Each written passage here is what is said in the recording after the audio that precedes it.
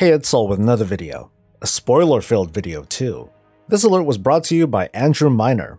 Major spoilers, Andrew Miner. Awful joke, I know. I'm going to share a personal and strong opinion, one that's polarized, sure. And maybe I'll be a bit biased. But after playing through what's available in the two Battle for Lordaeron scenarios, I have the following conclusions to make based on some observations in no particular order, or organization, for that matter. Sylvanas did all the right things during the Battle for Lordaeron. Saurfang is wrong to defy his war chief and might learn some valuable lessons down the road. The Alliance seeks revenge while wrapping it under the premise of justice. Loaded opinions, yeah, I know. So get those rebuttals ready because here we go. According to the Alliance scenario, somehow, they were able to catch Sylvanas unprepared before landing in northern Tirisfal Glades and marching south to the Undercity. Brill, a non-military outpost, is razed to the ground, and assassins stalk the innards of the Undercity itself, attacking both soldiers and civilians. In other words, the Alliance had to jump on the Horde. They seemed to want to exterminate everyone inside, and Sylvanas knew that this was going to be a losing battle. Well, maybe Sylvanas could have repelled the assault, but not without incurring massive losses on her part, especially with an Alliance army out for revenge after the events at Darkshore and Teldrassil, events that are still wholly unknown. But instead, Sylvanas decided to play the long game from the get-go, and opted to make the Alliance bleed for every inch of Lordaeron, and then leave a nasty surprise at the end. As soon as players enter the Horde scenario, we can identify explosives everywhere.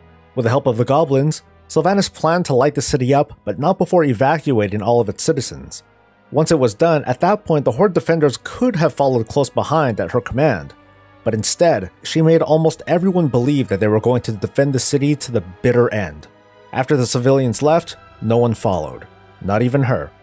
So we go outside, we engage the Alliance, and the first layers of Blight are launched to buy some more time and maybe unintentionally try to corral the Alliance to one place once they finally break through and assault the keep.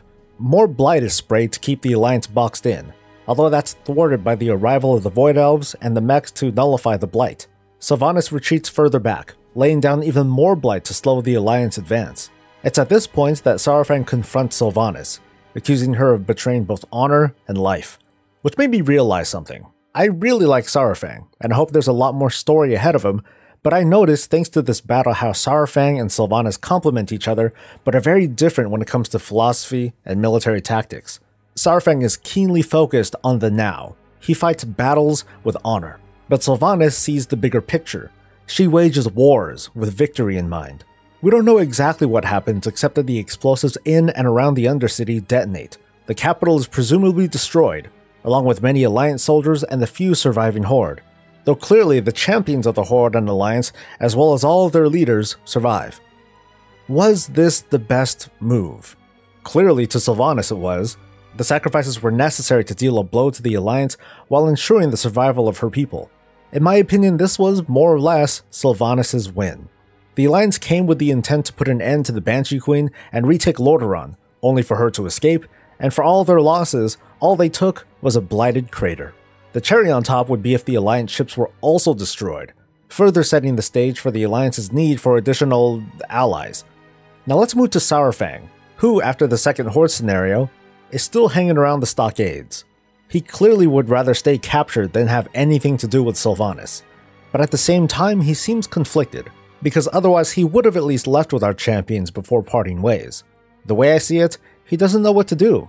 It's both worrisome and exciting, but we want to know what his next move will be. Alright, here's a warning people, the following is headcanon. I'm gonna be like 100% wrong with this theory, but I had this fun idea that I want to share when it comes to the adventures of Saurfang. First, Anduin is going to let Saurfang free, after much advisement to consider otherwise. I think Anduin believes Saurfang will go the route of Vol'jin, and try to fix the Horde from within by taking the Horde leadership from Sylvanas, and then work to de-escalate the tensions between the Horde and Alliance. It sounds like a very idealistic Anduin-like thing to do. Saurfang decides to take his time, and first return to Draenor. His Draenor, that is, to find himself. I think at this point he might be conflicted as to what he wants to do for the Horde. When he confronted the Alliance at the Battle for Lordaeron, and this is after Sylvanas chewed him out, he declares, "My life for the Horde." Maybe he starts thinking otherwise after his capture, but I don't think his feelings have changed. He just firmly believes that Sylvanas' way is the honorless one, but is unsure of what action to take that won't result in another Horde civil war.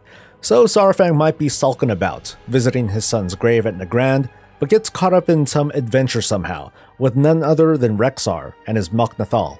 And it's here that Saurfang learns a valuable lesson. The Mok'nathal is a clan facing possible extinction. They live on a dying world and have no ambitions, they just eke out their remaining existence.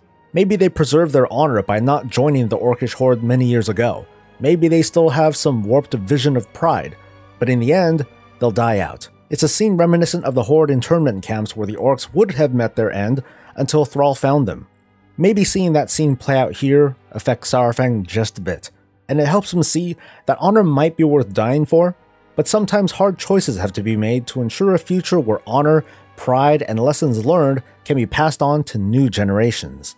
Newly motivated, somehow Saurfang sparks the fire within the Mok'nathal to find a new path to honor, glory, and a future, and returns to the Horde with new allies and a promise to Sylvanas that he will trust that his war chief will take the Horde into a new future, and that he'll be at her side to make sure that she doesn't lose her way.